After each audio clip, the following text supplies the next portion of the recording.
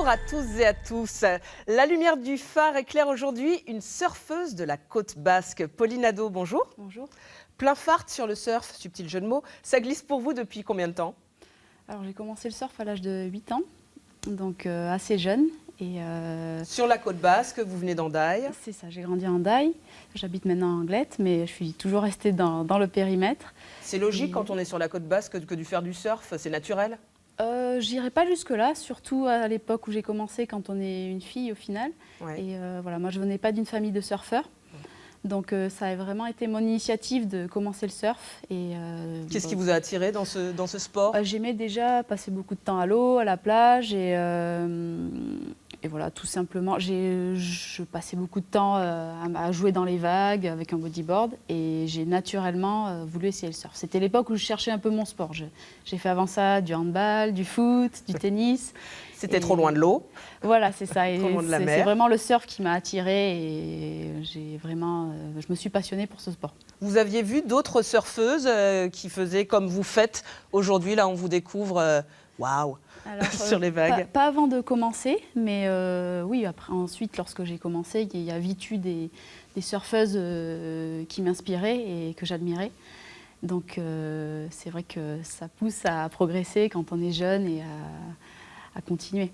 Quand vous avez commencé à 8 ans, c'était vraiment pour le plaisir de l'eau, le plaisir de la glisse? Vous pensiez à gagner, vous pensiez au podium? Alors, je ne pensais pas du tout à la compétition et même quand on m'a suggéré d'en faire et quand j'ai commencé à en faire à l'âge de 9 ans, ça n'a pas été le coup de foudre pour ce monde des compétitions. J'y allais un peu à reculons, jusqu'au jour où j'ai eu mes premiers résultats, j'ai gagné ma première compétition et là, forcément, ça change. Ça fait le déclic. J'ai eu le goût de la gagne, comme on dit.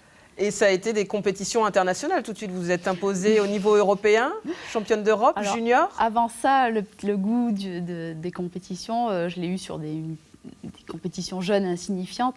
J'avais 10 ans à l'époque. Ouais. Mais c'est vrai qu'assez vite, j'ai fait des compétitions européennes, d'abord nationales, européennes.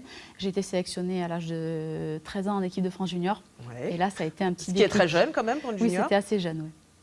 Et donc du coup, là, vous vous êtes dit, j'ai un avenir dans ce sport-là? En fait, quand j'étais à ces championnats du monde, j'ai observé des Australiennes, les Américaines, les cadors un petit peu de ma catégorie.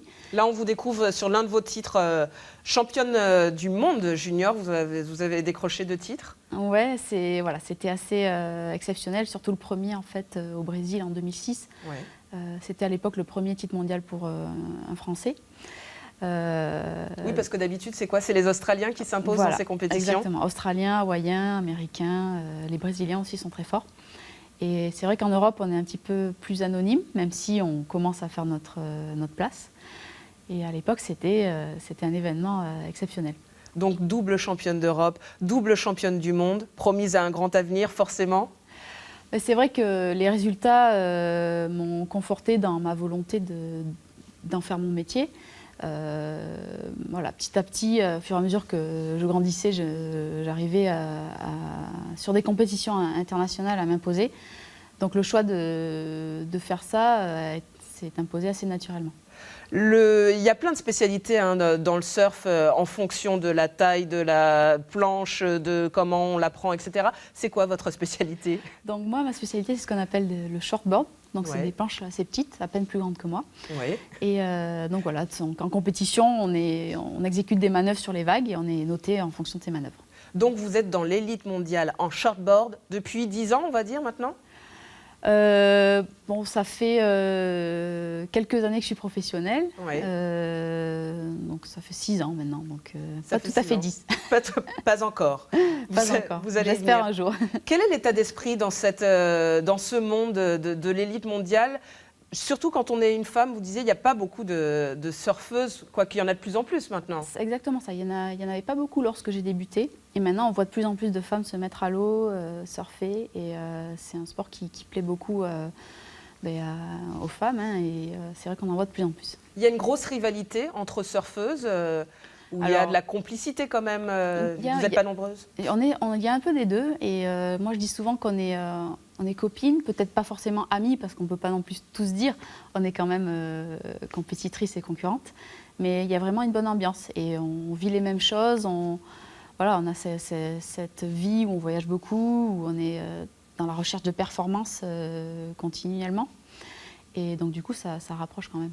On a reçu dans Plein Phare une surfeuse de Lacanau, Justine Dupont. Il y a une rivalité régionale avec elle. Justine, on se connaît depuis très longtemps. On a fait le sport-études ensemble, on a été sélectionnés en équipe de France ensemble.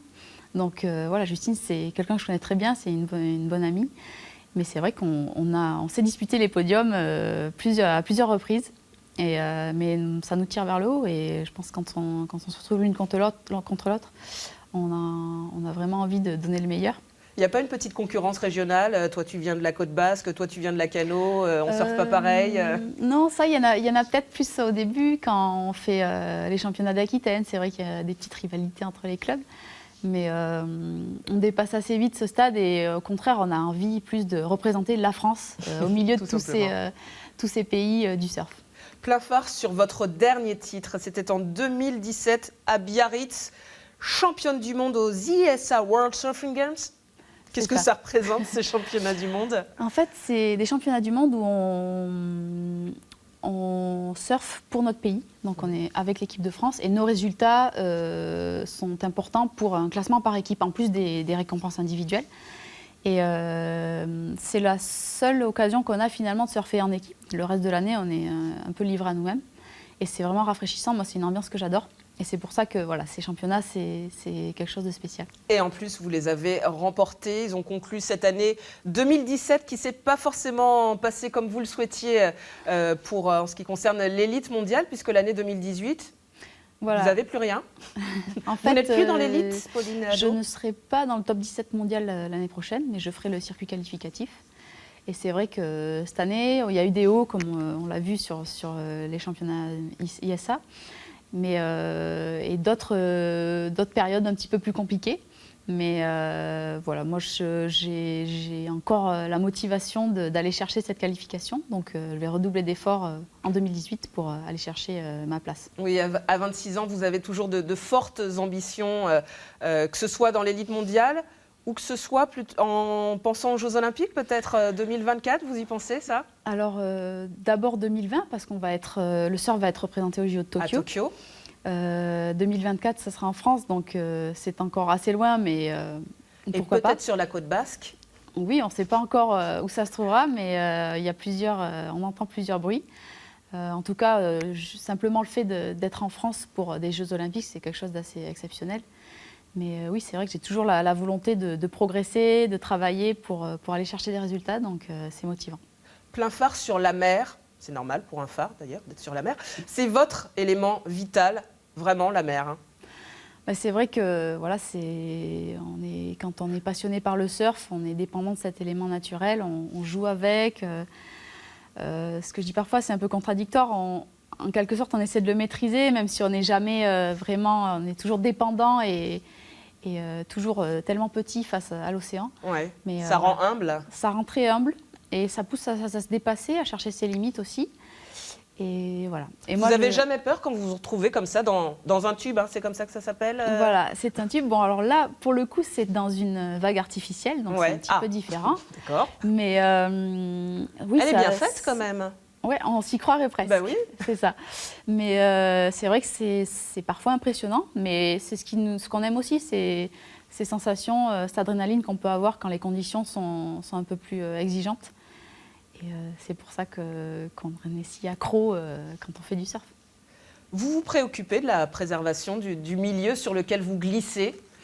Bah oui, forcément, on est témoin de plusieurs choses. Moi, je voyage un petit peu partout dans le monde et c'est vrai que quand on voit l'environnement dans lequel on évolue se dégrader, ça fait mal au cœur. Donc voilà, moi, j'essaie de sensibiliser, parfois par la parole, à la protection de l'océan, de l'environnement. Voilà, mais c'est vrai que c'est quelque chose à transmettre et je pense que les gens se rendent de plus en plus compte que voilà, c'est des éléments à protéger. Éphémères. Vous pensez à l'après d'ailleurs? Vous préparez votre après-carrière? Alors j'y songe. C'est pas facile de penser à l'après quand on est dans sportif Dans de le niveau. présent. Voilà, on est tellement dans le présent Ouais. et dans la performance présente que c'est pas évident. Mais moi, je me rends compte que j'aimerais bien, dans un premier temps, transmettre mon expérience. C'est quelque chose qui Entraîner. me plairait. Voilà, pourquoi pas. Alors que ça peut être dans le surf ou autre. Mais voilà, j'aimerais bien transmettre ce que j'ai vécu et mon expérience, ça me plairait. Vous surfez sur les plus belles vagues du monde. Est-ce que celle de la Nouvelle-Aquitaine rivalise tout de même? Oui, et Vous allez me dire celle de la côte basque. alors, on a de très belles vagues sur tout le littoral aquitain. Ouais. Les gens ne s'en doutent pas parfois, mais on a des vagues de classe mondiale qui rivalisent avec certaines des meilleures vagues au monde. Comment est-ce que vous vivez de votre sport? Parce que faire le tour du monde comme ça, passer de l'Australie à Hawaï, faut un budget. Exactement. Et surtout que quand on est sur le circuit professionnel, on est livré à nous-mêmes, comme je le disais plus tôt. Donc on doit gérer tout ça. Moi, c'est moi qui gère mes déplacements. Ouais. Et, Vous avez créé votre petite entreprise? c'est ça, en gros, c'est un petit peu ça. Mais en gros, il y a des sources de revenus qui viennent des prize money. Et moi, j'ai aussi la chance d'avoir des partenaires. Donc voilà, c'est ce qui me permet de vivre de ma passion jusqu'à présent. Mais là, pareil, c'est quelque chose de facile, de courant sur le circuit, que de s'organiser comme ça tout seul? Non, c'est pas facile, surtout quand on débute. C'est des circuits qui coûtent très cher. On se déplace beaucoup et partout dans le monde. Mais j'ai envie de dire, c'est comme dans tous les sports. Hein, il faut